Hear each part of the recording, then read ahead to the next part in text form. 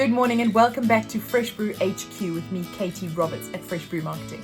I had a bit of an epiphany this morning, which has led me to think a little bit more about community, audience, and how I approach my own. So stay tuned, it's coming up right after this.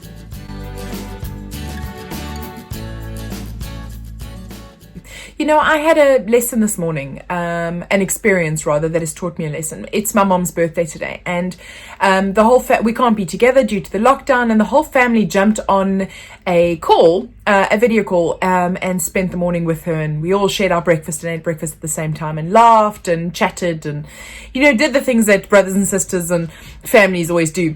And it got me thinking about community. There's been a lot of discussion and debate around the whole nature of clapping for the carers on a Thursday evening, for example. Some people feel, why do we do it? Some people say we absolutely have to do it. And in the UK, the practice of clapping on a Thursday night at 8 o'clock for just 1 minute to kind of acknowledge the hard work that so many of our essential workers do, you know, a lot of people say, well, that's kind of what they signed up to do, so why do we clap for that? Now, whichever side of the fence you may sit on, for me, the experience of a Thursday night at 8 o'clock for 1 minute is about so much more than just clapping and showing a thankfulness and an acknowledgement. Because for one brief minute, and 1 minute, our entire street is alive with noise and smiles and waves, and you feel part of one significant thing.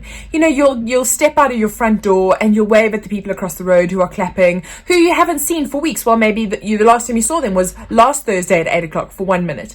And I realized that as a community, we all have a desire to belong, to be part of something, to share something familiar. And it's no different when it comes to community management in an online or digital world. A community needs to feel like they have a purpose, a sense of purpose, like their time being there is valued. It's not being wasted.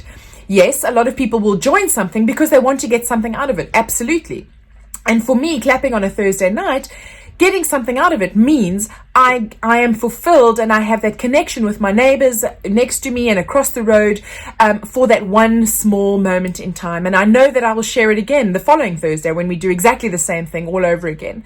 And a digital community is very similar, as I say. We are all very hardworking people, and we have you know, especially working for ourselves, time literally is money. We do not have the luxury of time to sit around and just, you know, partake in things just because it seems like a good idea. The reason why we partake in business activities and discussions and build relationships is because we want to further ourselves and our businesses. We want to grow ourselves. We want to learn. We maybe want to inform ourselves. Yes, we want to be entertained, wonderful, but ultimately we want to develop ourselves as business leaders and businesses as a whole through the relationships we build up. And I've been doing quite a bit of work recently on LinkedIn for my own business, and taking a look at a couple of things and taking a much more proactive approach to how I post and the types of content that I post on my own LinkedIn profile.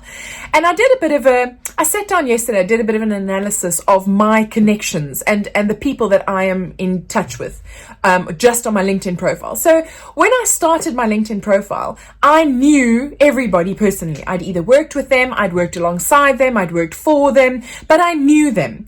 And then there came a point at some stage where it grew, where suddenly the connections I started building up were people I didn't know, but I might have worked with in an online presence in some shape or form somewhere, or belonged to some group, and then it grew there was a step where it grew even a step further, where I didn't know them at all. I shared something in common. So it might be that we were fellow community managers. It might be we were fellow copywriters. It might be we belonged to a certain group, but I didn't know them. And as I was thinking about the way that I use my LinkedIn profile, I realized that I had traditionally always assumed that my posts were going out to people who knew me and who I knew. And I realized that there was a flaw in the way that I worked, because there were a number of people who actually didn't know me, who didn't know how I work and my personality and my approach to things and my thought process, etc. So by trying to sell a certain message to people that I think know me, my message could potentially be falling flat. Now, I have no way to check this or test it other than actually getting in touch with these people and asking them directly.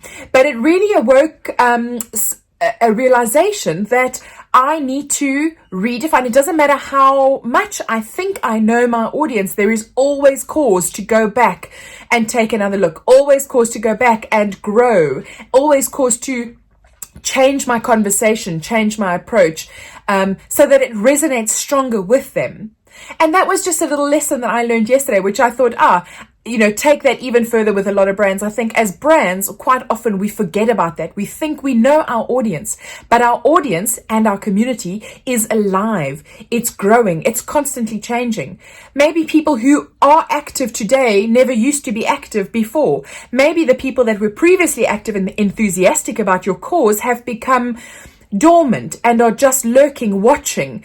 Maybe they don't belong at all anymore. And I think as community people, whether you are in a physical environment or whether you are specifically online and you're trying to build an audience of some sort, so as a brand, the constant evaluation and nurturing and growing and communication and engagement with your audience is critical, because one message that works today may not work tomorrow. Your audience today will not be the same as tomorrow.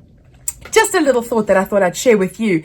If you like some of the videos that I've been sharing and you like some of the thoughts that I'm putting out, please make sure you subscribe to this channel. Share this video because then you'll be notified of future videos that come up and then you wouldn't miss a thing. So until I chat again and until I see you virtually, take care of yourself, be good, and catch up with you soon.